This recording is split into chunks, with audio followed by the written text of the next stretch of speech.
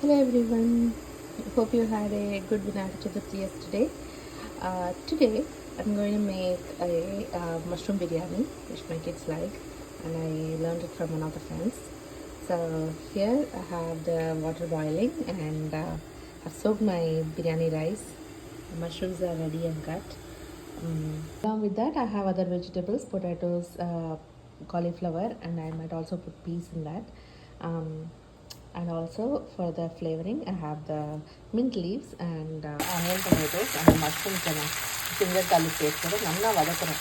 அது நல்லா வதங்கின பின்ன then I'll put other vegetables and the powder which are like the biryani powder and alright. Now the masala is getting ready. இதில் வந்து salt, கொஞ்சம் பிரியாணி மசாலா, கொஞ்சம் எல்லாமே போட்டு ரெடி ஆயிடுச்சு.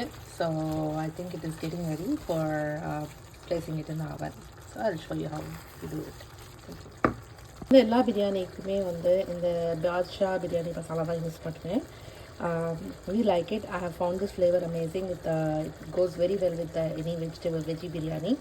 So try it out if you haven't tried. Alright, nama biryani masala is ready for placing it.